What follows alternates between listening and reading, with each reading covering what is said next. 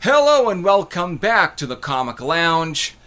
Well, I guess you can say I took another unplanned 2-week break from the channel. I originally had wanted to do a movie review on Superman, the James Gunn Superman movie, which I did see about a week ago, and I'll just get out of the way. I really enjoyed it, and that's not because of I am a huge James Gunn fan. And I'm not even the biggest Superman fan. However, what I really liked from that one was the whole portrayal of Superman, which was probably the best portrayal of Superman, I think, in cinema since the 1978 movie from Richard Donner and with Christopher Reeve as Superman. So yeah, I pretty much enjoyed it. But I tried to do a review, but it was a complete disaster. So I just scrapped that all together and just waited until I got more comic books from Highway to the Gaming Zone here in Susanville. And of course, by the way, stuff that I got off online around my birthday period. And so that's why I have here to show you about, in total, 11 comics. So I'll get to those 11 comics right after this.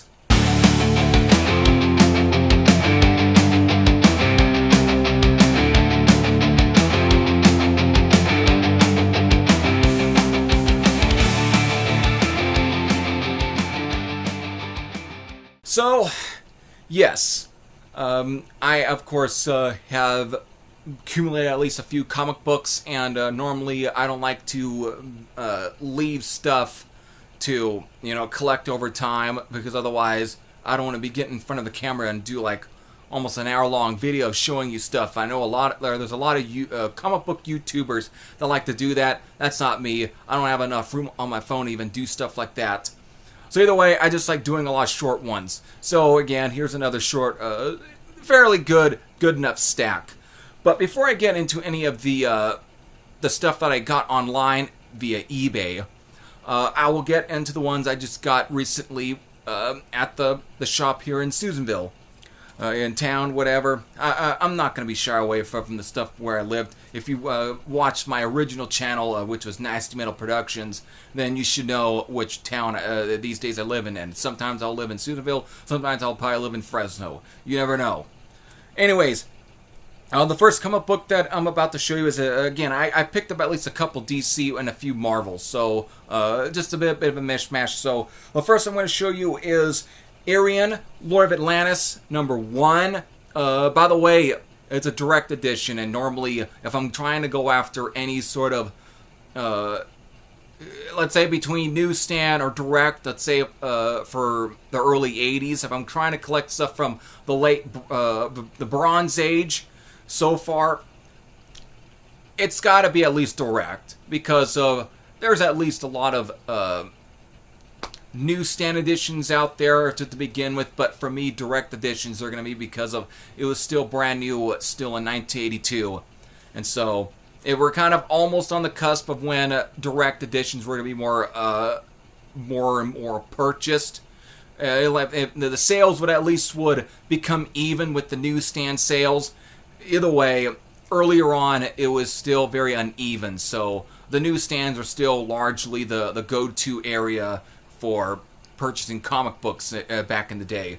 So anytime, and it's not a bad copy. It's a fairly good mid-grade copy. So it's not near mint, but it could have bordered. So besides some spine ticks and a few maybe creases, whatever here and there, it's still a pretty good looking copy. And for a direct edition and for $3, yeah, I couldn't pass it up.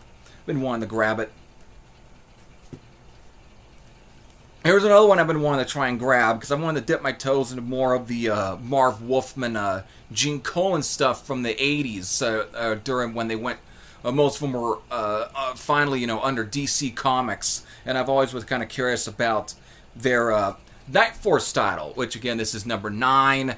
I do have the first appearance of Baron Winter / first Night Force story in New Teen Titans number 21, so I have that. But either way, I was seeing this there, and I'm like, I want to try and dip my toes into it. I mean, it's great sort of Gene Colan very horror movie or horror sort of artwork, very which DC was fantastic when it came to really bringing back the spirit of that EC comic stuff from the golden age, the pre-code horror comics. So it's really awesome to see stuff like that, and of course their period on Tomb of Dracula is considered legendary. So I've been kind of curious about dipping my toes into Night Force more and more, and this is the only one they had, and I'll pick it up. And it is a newsstand. This was apparently, for according to Marv Wolfman, this was the format that was usually picked up, instead for like the direct edition. So there you have it. Still, it's pretty cool. $5. Not terrible condition, but it's definitely more of a good, fair, mid-grade copy. Not mad at all. Very cool to have. I'll definitely read this more so around October period, the spooky time period. That's when I'll actually check out more of Night Force. So they have it. Number 9, towards the end of the run for Night Force. Alright, so there's the other two DC titles. Now let's get into the few Marvel ones. Some of these are actually some cool ones. This one's definitely mid-grade, as I was really expecting. It's definitely a good mid-grade, but you know what? For $3, yeah, it was a good deal. Uncanny X-Men 172.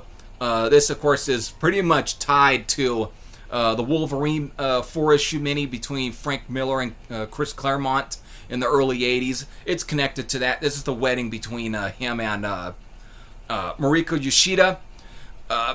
So, obviously, seeing that there, and I've been trying to collect, here and there, dip my toes into the Bronze or early Copper Age X-Men titles, so I don't have a whole lot of those, so this one was one, yeah, I'll grab. And there's a few others I kind of want to grab too, but I'll grab that at another period. They'll eventually stay there. I know.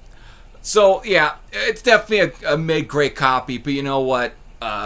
Anything that might be connected to that Wolverine mini, I'm going to at least grab, because of Wolverine was just one of those characters I also loved growing up. I just haven't been able to purchase a lot of Wolverine stuff, because normally the Wolverine comics compared to Punisher is way, way pricey. And so anything I can get for under $7 or $10 at least is a complete steal for me. That's when I really, really start going after Wolverine-based titles, and this was definitely a great one. So Uncanny X-Men 172. At some point I'll maybe track down 173, which is the second part to this issue. And speaking of more X-Men, here we have this Alpha Flight number 17, with, of course, this is almost close to the very end of John Byrne's run on Alpha Flight. This, of course, is being an homage to X-Men 109, which is it's a classic Dave Cockrum cover, but that being the first appearance of, at the time would have been called Weapon Alpha, but eventually became Vindicator by the first full team appearance of Alpha Flight. Was it Uncanny X-Men, or at least when they were kind of trying to title it Uncanny X-Men, was it 120 or 121, one of those issues, and eventually by Alpha Flight number 3, the character would then be eventually switched to being called Guardian. But this would have been right after the supposed sort of death of the character, and this would have introduced his girlfriend Heather as the new leader of Alpha Flight. But still, it's the cover itself is John Byrne homaging and paying tribute at least to that cover, which again, the first appearance. So it's pretty much the whole story for this issue is kind of a retelling, but also kind of telling what happened after the happened afterwards with the fight and battle, whatever, with Weapon Alpha here, aka Vindicator, aka Guardian.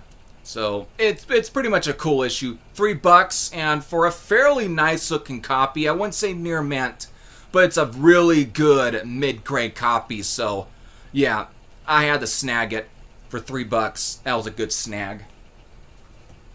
And finally, this is also a fairly good-looking copy. It's still mid-grade, but you know what? I'd at least have to grab it. but being number 1 for Strike Force Morituri. It's of course a newsstand edition. It would have been cool if I was able to spot a direct edition, but still a newsstand. It's still good enough. Nothing real special, but it is just the first issue in this sort of epic sort of saga tale for this. What I've heard is very, very insane, and almost got a TV show for sci-fi for the Sci-Fi Channel back in the early to mid 2000s. But that never went away, happened, and there was even a planned possible movie, but that completely all got shot down. So it's still really interested. So at some point, whenever I find them for a really good price, I'll get them again for $3 in still great mid-grade condition. I'll sag it for $3. So Strike Force. Did I say Speed Force? I think it was Strike Force Morituri here. So number 1.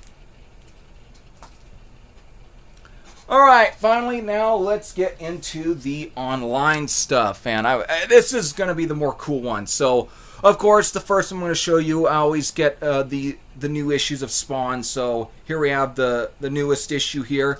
This month's, again, 366. I got the variant.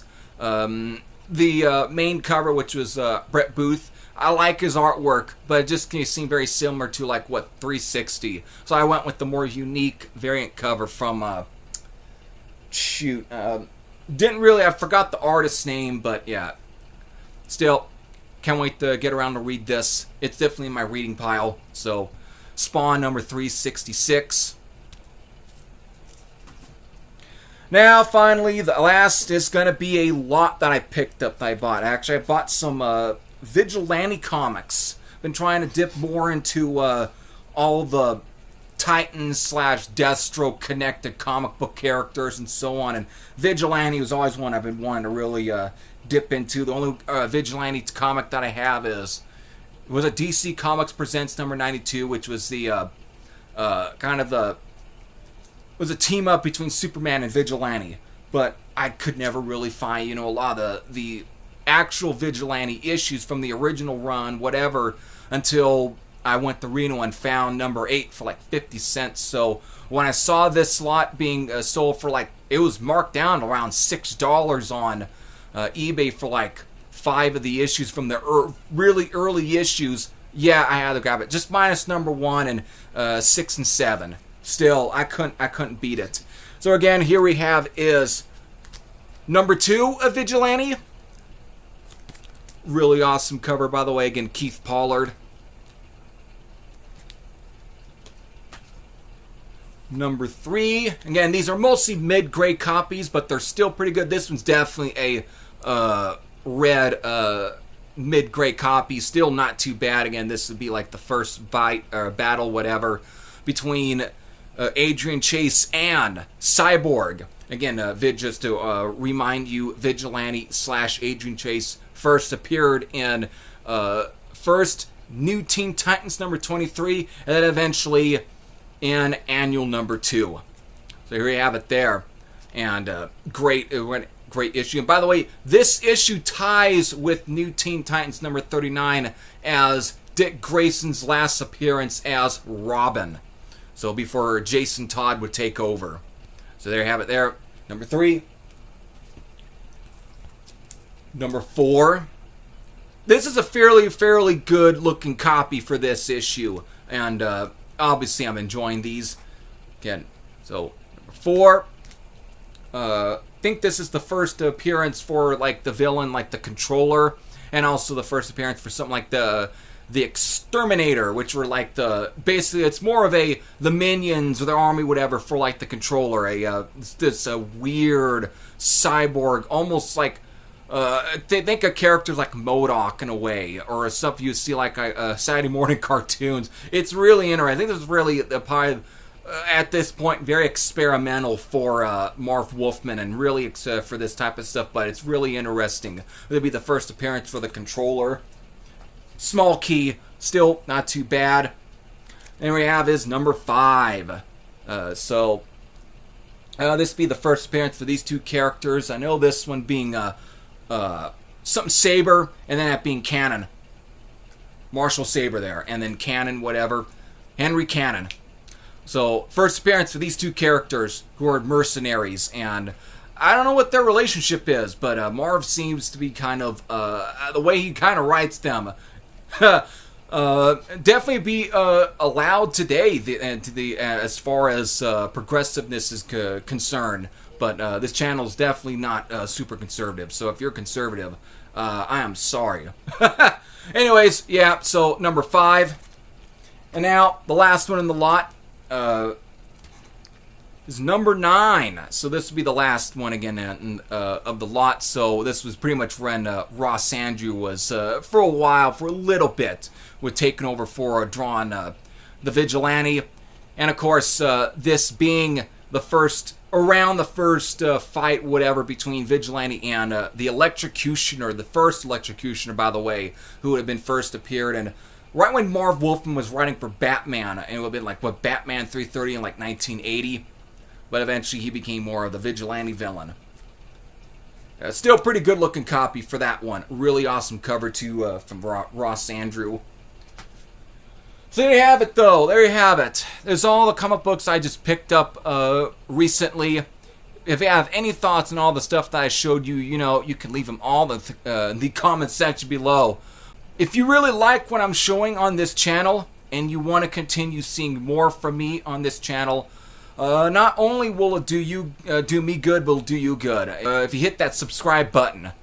So there you have it. So keep on reading, keep on collecting, keep on hunting, and just keep on doing whatever. Just continue going down the comic book route, everybody. Take care.